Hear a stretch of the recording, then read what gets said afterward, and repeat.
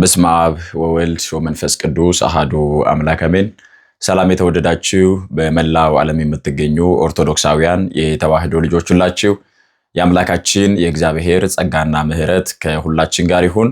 አምላካችን ቅዱስ እግዚአብሔር በረዳን ባገዘን መጠን ዛሬ ደግሞ መምህራችን መምህር ዘላለም ወንድሙ በሕይወተ ሥጋ በነበረበት ጊዜ ክርስትናውን በተግባር እንደኖረ ሁላችን እናውቃለን።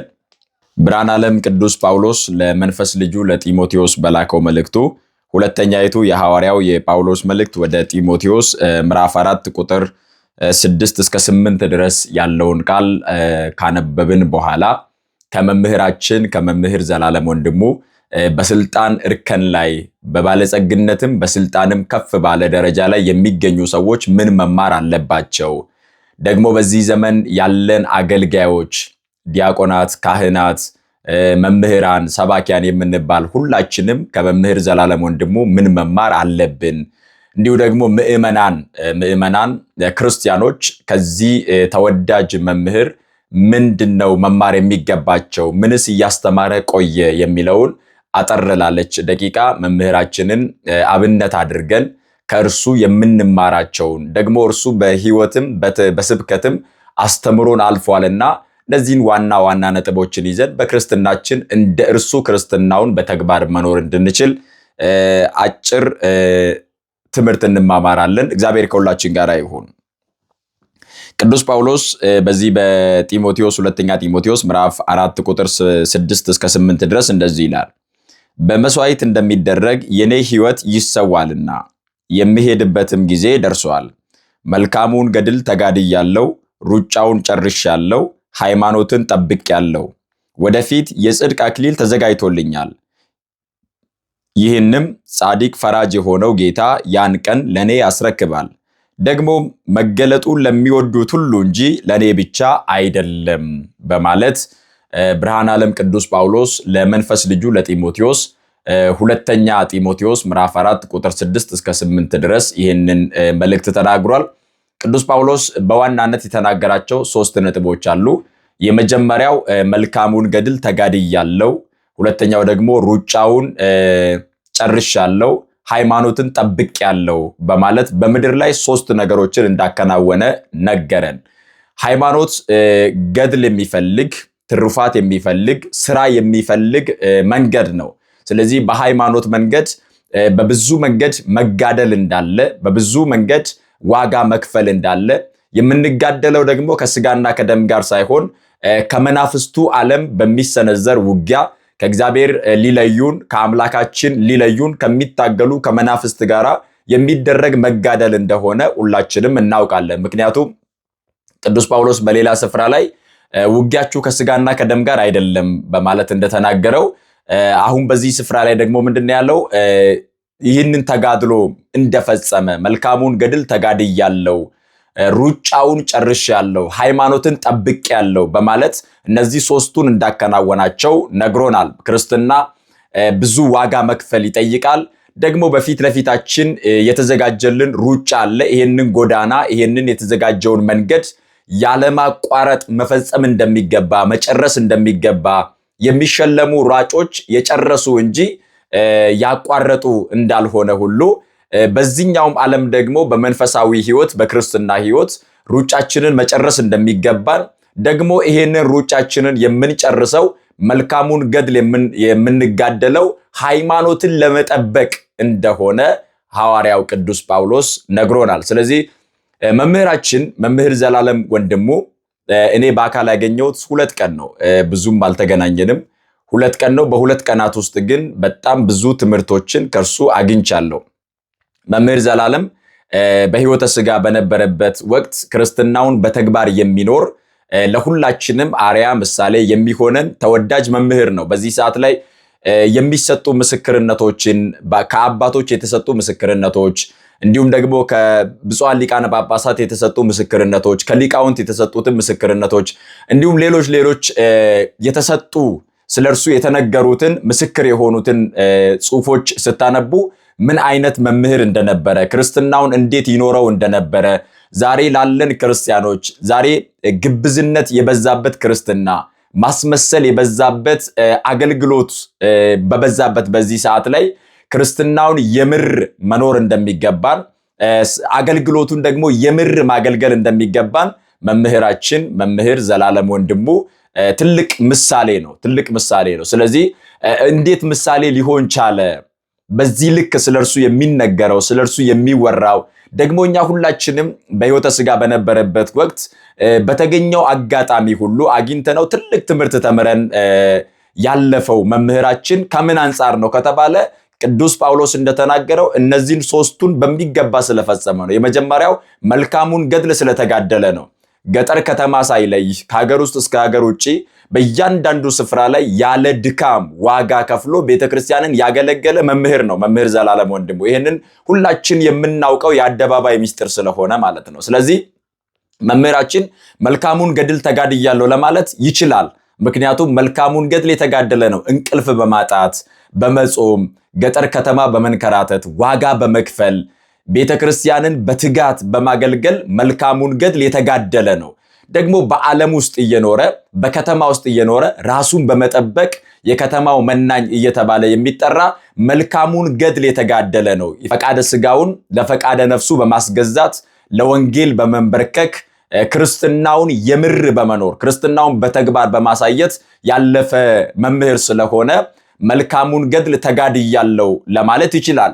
ሩጫውን ጨርሻለሁ፣ ሃይማኖትን ጠብቄያለሁ ለማለትም እርሱ ይችላል። ምክንያቱም እርሱ በሚያገለግልበት ዘመን ከእርሱ ጋር አንድ አውደ ምሕረት የቆሙ ግን ከሃይማኖት የተንሸራተቱ ብዙ መምህራን ነበሩ።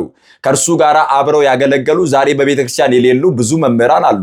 ከእርሱ ጋር አንድ አውደ ምሕረት ቆመው የሰበኩ ዛሬ ግን በሃይማኖት መንገድ ውስጥ በሃይማኖት ጎዳና ውስጥ የሌሉ ብዙዎች አሉ። ስለዚህ መምህር ዘላለም ወንድሙ ሃይማኖትን ጠብቄያለሁ ብሎ እንደ ቅዱስ ጳውሎስ ለመናገር ይችላል። ሃይማኖቱን ጠብቆ ከመጠበቅም ባሻገር ምዕመናን በሃይማኖታቸው ጸንተው እንዲቆሙ በተግባርም በስብከትም አስተምሮ ያለፈ መምህር ነውና ስለዚህ መልካሙን ገድል የተጋደለ ሩጫውን በትዕግስት የጨረሰ በዓለም ያለውን ገድል ትሩፋት ሁሉ ፈጽሞ ሩጫውን በትዕግስት ጨርሶ ሃይማኖቱን ጠብቆ ያለፈ በአገልግሎት ቆይቶ ያለፈ መምህር ነውና ይህ መምህር ቅዱስ ጳውሎስ እንደተናገረ የጽድቅ አክሊል ተዘጋጅቶልኛል። ይህን ደግሞ ጻድቅ ፈራጅ የሆነው እውነተኛ ዳኛ እውነተኛ ፈራጅ የሆነው ጌታችን መድኃኒታችን ኢየሱስ ክርስቶስ ይህንን የጽድቅ አክሊል እንዳዘጋጀለት ቅዱስ ጳውሎስ ይናገራል። ስለዚህ ይህንን አክሊል የሚቀበሉት ይህንን መንገድ የፈጸሙ እንደሆኑ ቅዱስ ጳውሎስ ሲናገር ለኔ ብቻ ሳይሆን ልክ እንደኔ መልካሙን ገድል የተጋደሉ ሩጫውን የፈጸሙ ሃይማኖትን የጠበቁ እነርሱ ደግሞ ጌታችን መድኃኒታችን ኢየሱስ ክርስቶስ በሚገለጥበት ሰዓት ይህንን እንደሚቀበሉ ሐዋርያው ቅዱስ ጳውሎስ ተናግሯል። ስለዚህ መምህራችን መምህር ዘላለም ወንድሙ በሕይወተ ሥጋ በነበረበት ጊዜ ለኛ ለአገልጋዮች ያስተማረን ትልቅ ትምህርት አለ።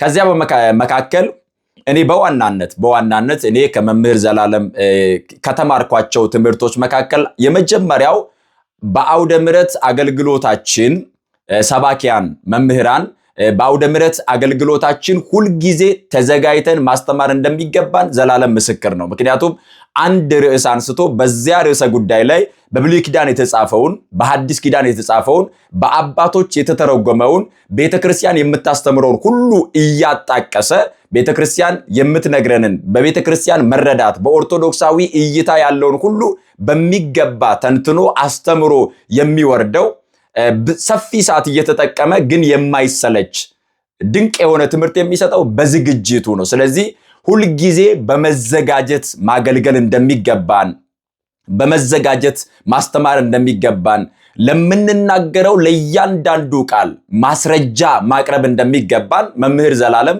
ትልቅ ምስክርነት ነው። ምክንያቱም አንድ አውደ ምሕረት ላይ ቆሞ በሚሰብከው ስብከት በጣም ብዙ ማስረጃዎችን ያቀርባል። እነዚያን እያንዳንዱ የሚያቀርባቸውን ማስረጃዎች ደግሞ ይተነትናቸዋል። እኛ ዘመን ላይ አሁን ያለንበት ወቅት ላይ ስብከቶቻችንን እንፈትሽ። ምን ያህል በማስረጃ የተደገፉ ናቸው? ከብሉይ ኪዳን ከአዲስ ኪዳን ከሊቃውንት መምህር ከተለያዩ መጻሕፍት እያጣቀስን በማስረጃ እያስደገፍን ለማስተማር መምህር ዘላለም ትልቅ ምስክርነት ነው። ትልቅ መምህር ነው። ለዚህ አሁን ላለነው አገልግሎት ከእርሱ ይህንን መማር እንደሚገባል መዘጋጀት ሲባል በእውቀት ብቻ ሳይሆን በጸሎትም መዘጋጀት እንደሚገባን። ምክንያቱም ስብከት የሚሳካው አገልግሎት የሚሳካው በእውቀት ብቻ አይደለም።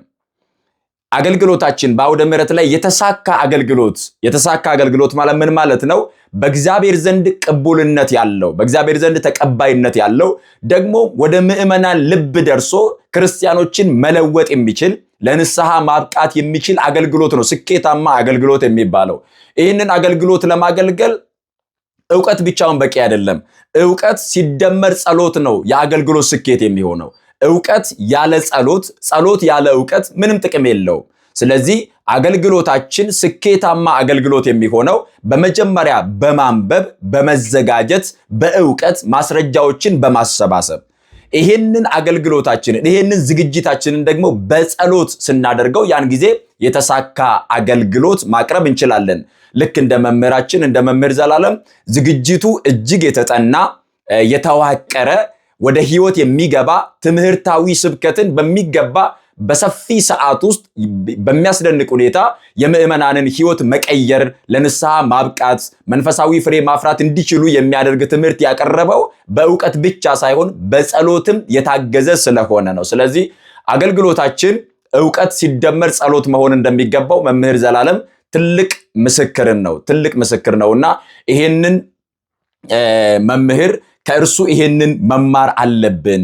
የልብ መዘጋጀት ከሰው ነው፣ የምላስ መልስ ከእግዚአብሔር ነው ተብሎ እንደተጻፈ ተዘጋጅተን አውደ ምሕረት ላይ መቆም እንደሚገባን የምታውቋቸው ብዙዎቻችሁ ከእርሱ የተማራችሁ እርሱ በቆመበት አውደ ምሕረት ቁጭ ብላችሁ የተማራችሁ ሰዎች በሚገባ እንደምታስተውሉት አውደ ምሕረቱ ላይ ያለው መደመጥ፣ ያለው ግርማ ሞገስ፣ ያለው ክብር፣ ያለውን ነገር ሁሉ ስትመለከቱ ይሄ የሚመጣው በእውቀት ክምችት በመረጃ ስብስብ ሳይሆን ይሄ የሚገኘው ይሄ ሞገስ፣ ይሄ ጸጋ፣ ይሄ መደመጥ፣ ይሄ ክብር የሚገኘው በጸሎት እንደሆነ መምህራችን ትልቅ ምስክር ነው። ስለዚህ ከርሱ ይሄንን መማር ይገባናል። ይሄንን ያገኘ መምህር ዲያቆን ሄኖክ ኃይሌ በጻፈው ጽሑፍ ላይ አንብባችሁ ከሆነ አንድ ምስክርነት ሰጥቷል። እንደ ሰባኪ እያገለገለ እንደ ጳጳስ ተከብሮ የኖረ በማለት ስለ መምህራችን ተናግሯል። ይሄ ትልቅ ምስክርነት ነው፣ እውነት ነው። እንደ ሰባኪ እያገለገለ እያስተማረ እየመከረ እየገሰጸ ነገር ግን እንደ ሊቀ ጳጳስ ተከብሮ የኖረበት ትልቁ ምክንያት አገልግሎቱ በጸሎት የታገዘ ስለሆነ ነው። ስለዚህ እኛም አገልግሎታችንን በጸሎት ማድረግ እንደሚገባን፣ ያለ ጸሎት ስኬታማ መሆን እንደማንችል መምህራችን ትልቅ ምስክር ነውና ይሄንን ከርሱ መማር እንደሚገባን እኔ በግሌ ይሄንን ተምሬያለሁ። በመቆምበት አውደ ምሕረት በማቀርበው ትምህርት በሙሉ በዝግጅት እና በጸሎት በሚገባ አውደ ምሕረቱን ማክበር እንደሚገባን ይሄንን በግል ተምሬያለሁ። ከዚያ ባሻገር ግን ትህትናን አያችሁ፣ ገንዘብ ያላቸው ሰዎች፣ የስልጣን ቁንጮ ላይ የተቀመጡ ሰዎች፣ ስምና ዝና ያላቸው ሰዎች በዚያው ልክ ነው ትህትናቸው እየወረደ የሚሄደው። መምህራችን ግን ራሱን ለእግዚአብሔር ያስገዛ ትሁት መምህር ነው በሕይወቱ። ብዙዎቻችን እንደምናውቀው በጣም ብዙ ሰው ገንዘብ ሲያገኝ ይቀየራል፣ ስልጣን ሲያገኝ ይቀየራል። በዚህ ዓለም ላይ ደግሞ ብዙዎቻችን ዋጋ የምንከፍለው እርስ በርሳችን የምንጠላላው እርስ በርሳችን የምንገፋፋው ሶስት ነገር ለማግኘት ነው። በዓለማችን ላይ ያለው ፍቅር የቀዘቀዘበት ትልቁ ምክንያት ሰዎች ስለ ሶስት ነገር መከራ ስለሚያዩ ነው። የመጀመሪያው ገንዘብ ለማግኘት፣ ሁለተኛው ስልጣን ለማግኘት፣ ሶስተኛው ዝና ለማግኘት። መምህራችን መምህር ዘላለም ወንድሙ ግን ገንዘብንም የናቀ ዝናንም የናቀ ስልጣንንም የናቀ ሁለቱም ያለ ክርስቶስ ዋጋ እንደሌላቸው በተግባር ያሳየን መምህር ነው። ብዙ ገዳማትን የሚረዳው ብዙ አድባራትን የሚያግዘው ለአገልግሎቱ ዋጋ የሚከፍለው ገንዘብ ሳይቀበል በነፃ የተቀበለውን አገልግሎት በነፃ የሚያገለግልበት ትልቁ ምክንያት ገንዘብ ሳያስፈልገው ቀርቶ ሳይሆን ለገንዘብ ያለው ትኩረት ከወንጌሉ ስለማይበልጥ። ስለዚህ በሕይወታችን እኛም ከገንዘብ በላይ ወንጌል ማክበር እንደሚገባን፣ አውደ ምሕረቱን ማክበር እንደሚገባን፣ እግዚአብሔርን መፍራት እንደሚገባን፣ ከስልጣን በላይ ወንጌል ማክበር እንደሚገባን፣ ለወንጌል መገዛት እንደሚገባን፣ ከዝና በላይ ለወንጌል መንበርከክ እንደሚገባን፣ ቤተክርስቲያንን ማክበር፣ ቤተክርስቲያንን መፍራት፣ ለቤተክርስቲያን ትእዛዝ መገዛት እንደሚገባን መምህራችን በተግባር አስተምሮናል። ይሄንን ከርሱ እንማራለን።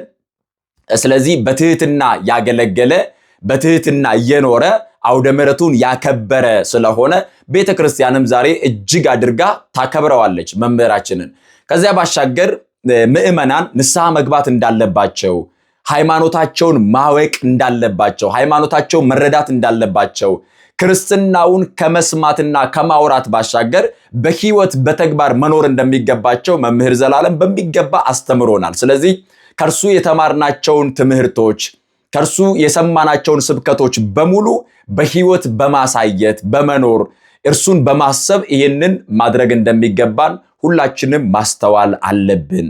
ክርስትና የምናወራው ወሬ የምንተርከው ታሪክ ሳይሆን ክርስትና በተግባር የምናሳየው የምንኖረው ህይወት ስለሆነ መምህር ዘላለም የምር ክርስቲያኖች ሁኑ፣ ክርስትናን በተግባር ኑሩት፣ አገልግሎታችሁ የምር መሆን አለበት፣ ከልባችሁ አገልግሉ፣ እግዚአብሔርን በመፍራት አገልግሉ እያለ ሲመክረን እንደኖረው እኛ ደግሞ ይህንን ምክር ሰምተን እንደርሱ እግዚአብሔርን በመፍራት ቤተክርስቲያንን በማክበር በዓለም ካለው ጋራ የትኛውንም ፈተና በጸሎት ድል በማድረግ ቤተክርስቲያንን በእውቀትና በጸሎት በማገልገል እስከ መጨረሻው ሰዓት ድረስ ሃይማኖታችንን ጠብቀን መኖር እንደሚገባን ትልቅ ምስክር ነው።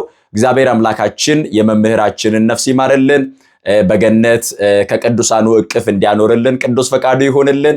አምላካችን እግዚአብሔር ደግሞ እኛም እንደርሱ ሃይማኖታችንን ጠብቀን መልካሙን ገድል ተጋድለን ሩጫውን ጨርሰን ቤተክርስቲያንን አክብረን እግዚአብሔርን ፈርተን የእግዚአብሔርን መንግስት እንድንወርስ እግዚአብሔር መንፈስ ቅዱስ ሁላችንንም ይርዳን። ወስብሐት ለእግዚአብሔር። ይቆየን።